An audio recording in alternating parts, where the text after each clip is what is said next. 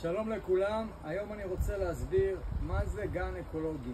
אז כשפתחתי את המשתלה זה היה אחד העקרונות החשובים ביותר אצלי, שלא מרססים ולא הסבייש אותה ולא נגד פנימות ומזיקים, אלא הופכים את הגן לגן אקולוגי. יש ספר מרתק בנושא, נקרא הגן הפורה, אני ממליץ לכולם. ומה שזה אומר, בשנה הראשונה, כל פעם שהיינו רואים קנימות, היינו מרססים עם מים וסבון, פשוט מבריחים את הקנימות אחת לשבוע.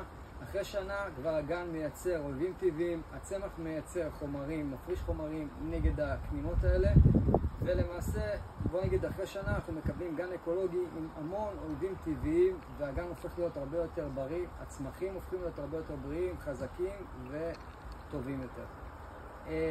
זה נכון לא רק לצמיחה הבונסאי אלא בכלל. אם ניקח את הצד ההפוך, ברגע שבטבע רואים קנימות, ישר מרססים עם חומר שנקרא קונפידור. גם אני לפעמים אומר לרסס איתו כשאין ברירה, אבל צריך להבין, החומר הזה הורג קודם כל את האויבים הטבעיים.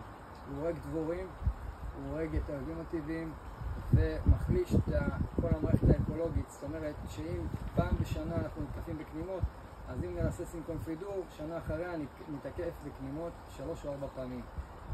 בפרדסים שפעם היו מרססים אחת לעונה, היום מרססים כמעט כל יום, בגלל שהמזיקים פיתחו עמידות.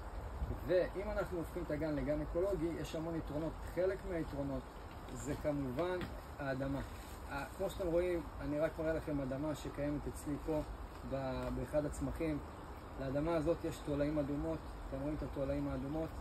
התולעים האדומות פשוט מאוד אוכלות את האדמה, הופכות אותם לדשן, והדשן הזה נקרא הומוס, ולמעשה הן מטייבות הקרקע, הופכות קרקע שהיא לא עשירה לקרקע הכי טובה שיכולה להיות. התולעים האלה יהרגו ראשונים שניתן את הקונפידור, אז בגלל זה אחד הדברים החשובים שצריך לשמור על הגינה, ובוא נאמר שהם הופכים קרקע לקרקע חשובה וטובה, זאת אומרת שהצמחים הופכים להיות הרבה יותר בריאים.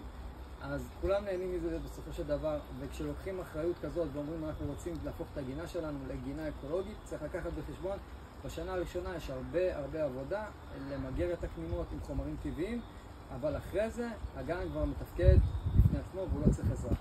לכל שאלה אשמח לענות בפרטי. תודה רבה לכולם ושבת שלום.